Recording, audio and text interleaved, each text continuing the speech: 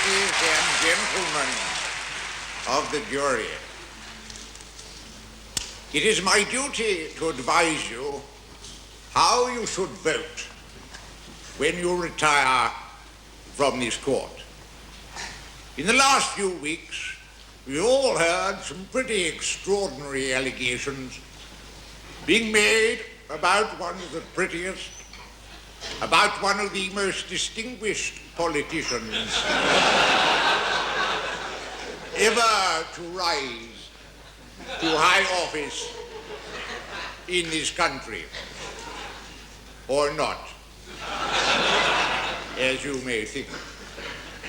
We have heard, for example, from Mr. Bex Bissell, a man who, by his own admission, is a liar, a humbug, a hypocrite, a vagabond, a loathsome spotted reptile.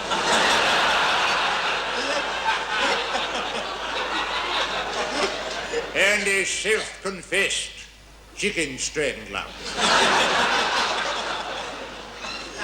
You may choose, if you wish, to believe the transparent tissue of odious lies which streamed on and on from his disgusting, greedy, slavering lips. That is entirely a matter for you.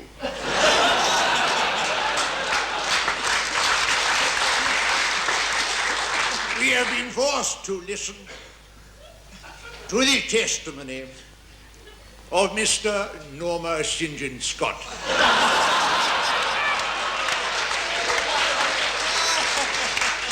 A scoundrel, a parasite, pervert, a worm, a self-confessed player of the pink oboe,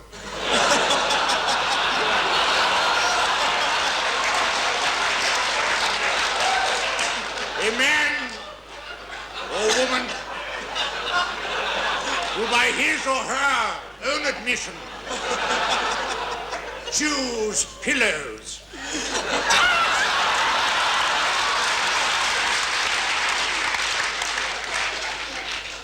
for kicks.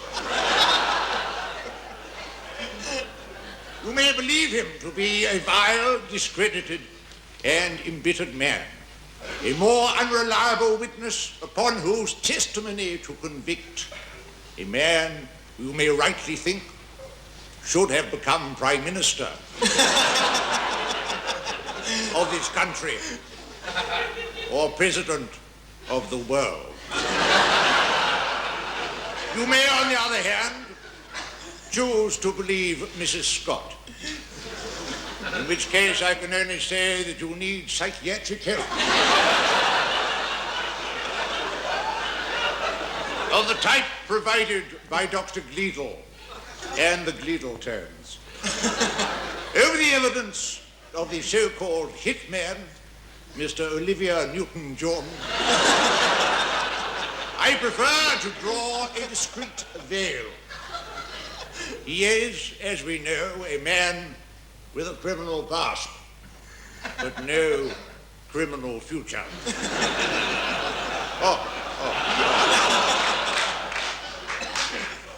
He's a piece of ordure, a piece of excrement, unable to carry out a simple murder plot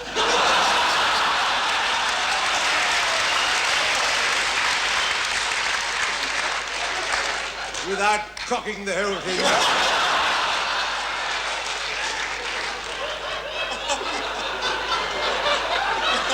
Now we turn to the evidence about the money. Now we've heard from Mr. Jack Hayward and Mr. Nadia Rickshaw, neither of whom, as far as I can gather, are complete and utter crooks. Though the latter is foreign, And is the thought, you might well think, would boil up poisonous biryanis in the middle of the night and keep you awake with his pagan limbo dancing. It is conceded by the defense that the money arrived. What happened to that? We shall never know. That is his affair, and it is not for us to pry. It will be a sad day for this country when a leading politician cannot spend his election expenses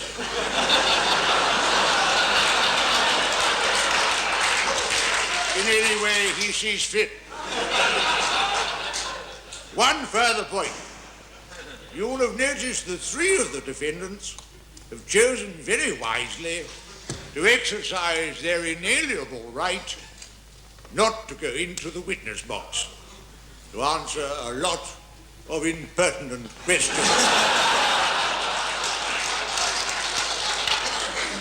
I will merely say that you are not to infer anything from this other than that they consider the evidence against them so flimsy that it was scarcely worth rising from their seats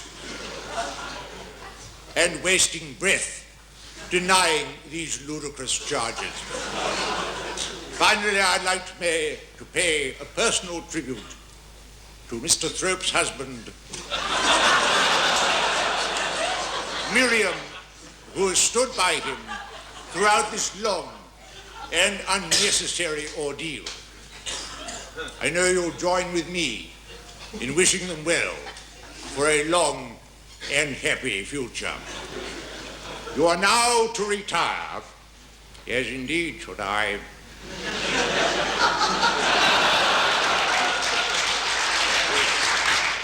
You are now to retire, carefully to consider your verdict of not guilty.